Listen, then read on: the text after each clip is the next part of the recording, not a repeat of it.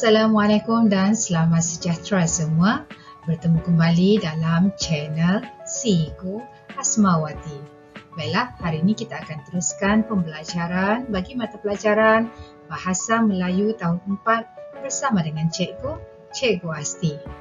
Untuk hari ini, kita masih lagi dalam tema yang kelima, unit yang ke-14, iaitu Demi Tanah Airku. Tajuk kita pada hari ini ialah Idola Dilitar. Agak-agak, siapakah idola yang dimaksudkan? Pastikan kamu terus bersama dengan cikgu sehingga ke akhir pembelajaran. Jangan lupa kamu juga boleh rujuk buku teks pada halaman 98. Mari kita teruskan. Sebelum itu, mari kita lihat standard kandungan untuk tajuk kita pada hari ini, iaitu 3.2, menulis perkataan, frasa dan ayat yang bermakna.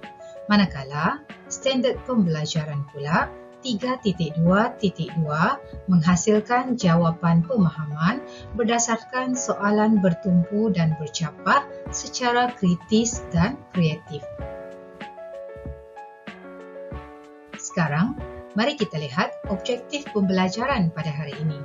Pada akhir pengajaran dan pembelajaran, murid akan dapat menghasilkan 3 daripada 5 jawapan pemahaman berdasarkan soalan bertumpu dan bercapah dengan betul. Manakala, kriteria kejayaan pula, murid berjaya menghasilkan jawapan pemahaman berdasarkan soalan bertumpu dan bercapah dengan betul dan tepat. Baiklah murid-murid, kita akan mulakan pembelajaran pada hari ini. Untuk makluman semua murid-murid, kemahiran yang kita akan tekankan untuk tajuk pada hari ini ialah kemahiran menulis. Kita akan mulakan dengan aktiviti yang pertama, membaca dan memahami petikan. Rujuk buku teks pada halaman 98. Pada halaman tersebut, kita akan membaca sebuah petikan yang bertajuk Idola Dilitar.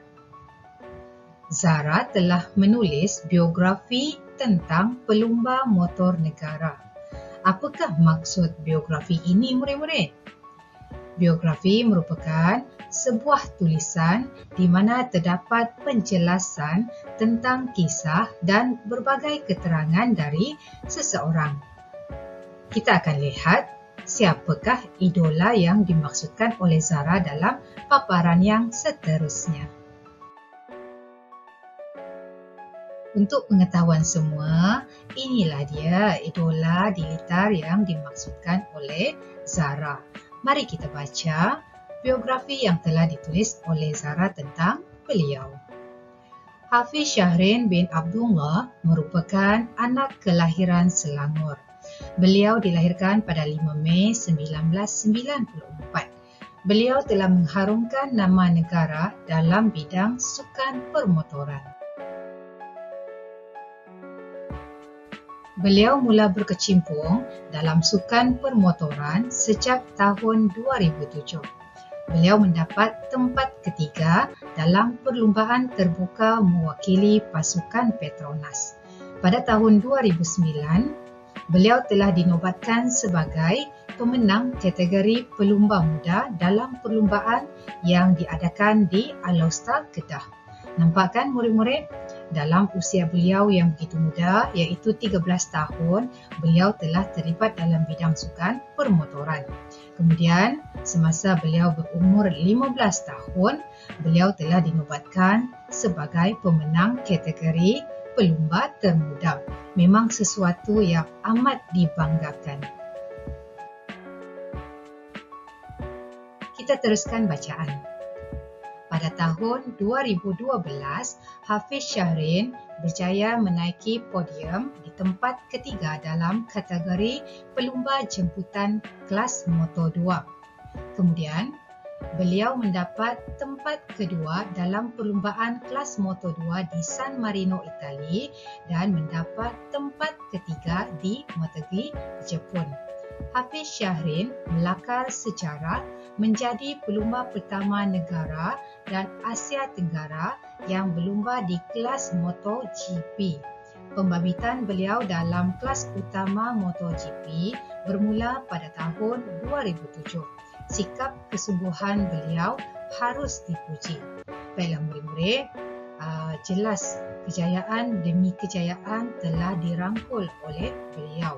Kita patut bangga dengan pencapaian beliau kerana sekaligus telah mengharumkan nama negara. Baiklah, kita telah selesai membaca biografi tentang Hafiz Syahrin yang telah ditulis oleh Zara. Kita akan teruskan untuk aktiviti yang kedua, iaitu menjawab soalan berdasarkan petikan. Di sini diberikan 5 soalan tentang petikan yang kita telah baca tadi. Soalan yang pertama, siapakah pelumba dalam sukan permotoran? Soalan kedua, di manakah negeri kelahiran beliau? Soalan yang ketiga, apakah kejayaan yang telah diperoleh beliau? Soalan yang keempat, mengapakah semangat beliau harus dicontohi? Dan soalan yang kelima, sekiranya kamu berminat untuk berlumba, di manakah tempat yang sesuai? Mengapa? Kita akan bincangkan satu persatu jawapan bagi semua soalan yang diberikan. Mari kita teruskan pada paparan yang seterusnya. Mari kita lihat soalan yang pertama dahulu. Siapakah pelumba dalam sukan permotoran? Untuk menjawab soalan ini, kita perlu mengambil sedikit ayat daripada soalan seperti yang cikgu telah gariskan. Contoh jawapan cikgu dapat berikan di sini ialah pelumba dalam sukan permotoran negara ialah Hafiz Syahrin bin Abdullah. Jelaskan murid-murid? Kita lihat soalan yang kedua pula. Di manakah negeri kelahiran beliau? Contoh jawapan yang cikgu boleh berikan, beliau telah dilahirkan di negeri Selangor. Ataupun kamu juga boleh menjawab dengan cara mengambil sedikit ayat daripada soalan seperti yang cikgu telah gariskan. Negeri kelahiran beliau ialah negeri Selangor. Kita teruskan untuk soalan yang ketiga. Apakah kejayaan yang telah diperoleh beliau? Ada banyak kejayaan yang telah diperolehi oleh beliau dalam petikan yang kita baca tadi kan. Jadi, kamu boleh pilih salah satu daripadanya ataupun pilih kejayaan terbesar yang telah beliau capai. Seperti tadi juga, kamu boleh ambil sedikit ayat daripada soalan yang diberikan untuk memulakan jawapan. Perhatikan ayat yang cikgu gariskan pada soalan.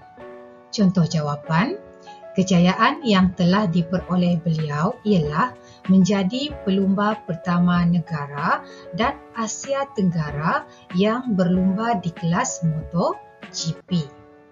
Boleh murid-murid? Kita teruskan soalan yang keempat pula.